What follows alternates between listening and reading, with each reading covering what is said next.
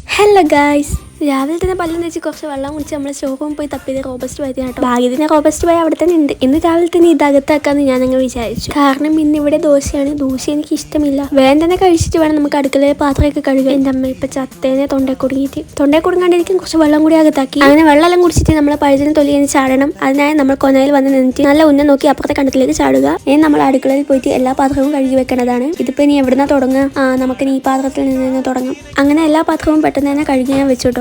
ഇനി നമുക്ക് കഴുകാനുള്ള ഈ പാത്രം കേട്ടോ. എത്ര വെച്ചിട്ടാണെങ്കിൽ ഇതുപോലത്തെ കരി പോകുന്നില്ല. പണ്ടാരടങ്ങാൻ കാരണം ദേഷ്യം വരുന്നുണ്ട് ഈ സാധനം പോയിട്ട്. അങ്ങനെ അതൊക്കെ തേച്ചിട്ട് നമ്മൾ താനെയൊക്കെ നല്ലോണം കഴുകി വൃത്തിയാക്കിയതിന് ശേഷം നമുക്ക് അടുത്ത പാത്രം വീണ്ടും എത്തിയിട്ടുണ്ട്. അങ്ങനെ അത് വീണ്ടും കഴുകി നമ്മൾ വൃത്തിയാക്കി. അപ്പോൾ ഇന്ന് അച്ഛൻ കുറച്ച് ചിക്കൻ എല്ലാം കൊണ്ടുവന്ന് കഴിഞ്ഞു. ഞാൻ അതെല്ലാം എടുത്തിട്ട് വെള്ളം പാർന്ന് വെച്ചിട്ടുണ്ട്. ചിക്കൻ്റെ ഡ്യൂട്ടി എനിക്കല്ല, അത് അമ്മക്കാണ്. അങ്ങനെ ചിക്കൻ കൊണ്ടുവന്ന കവറിൽ ഞാൻ കഴുകി വൃത്തിയാക്കി വെച്ചു. ഇനിയത്തെ പരിപാടി എന്ന് വെച്ചാൽ വെള്ളത്തിൽ ഐസ് ഇട്ടിട്ട് മുഖം നല്ലോണം മുക്കി വെക്കുക. നല്ല രസമാട്ടോ ഇങ്ങനെ മുക്കുമ്പോൾ. ഞാൻ മറക്കാതെ ദിവസം അത് ചെയ്യൂട്ടോ. ഇതൊക്കെ ഒരു രസമല്ലേ. എൻ്റെ അമ്മ ഇപ്പൊ ശ്വാസം കിട്ടാതെ ചത്തേനെ.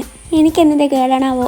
അപ്പോൾ ഇത് നമ്മളിപ്പോൾ നിർത്തി വെച്ചിരിക്കുന്നു. നാളത്തേക്കുള്ള വെള്ളം ഫ്രീസറിൽ കയറ്റിയിട്ടുണ്ട്. അപ്പോഴാണ് ഓർത്തത് നാളെ ഞാൻ ഇവിടെ ഉണ്ടാവില്ല, എൻ്റെ വീട്ടിലാണെന്നുള്ള കാര്യം. അങ്ങനെ പണിയൊക്കെ കഴിഞ്ഞ് നമ്മൾ സ്വല്പം വെള്ളം കുടിച്ചു. അതിനുശേഷം ദോശ ആയതുകൊണ്ട് തിന്നാൻ താല്പര്യമില്ലാണ്ടും ഞാൻ അതെടുത്തു കഴിക്കാനുള്ള തയ്യാറെടുപ്പിലായിരുന്നു. പക്ഷെ എന്താണെന്ന് എനിക്കറിയില്ല, അതങ്ങ് ഇറങ്ങിയില്ല എനിക്ക്. അങ്ങനെ നമ്മളുടെ അച്ഛൻ എനിക്ക് പൊറാട്ടയും മുട്ടക്കറിയൊക്കെ കൊടുത്തു.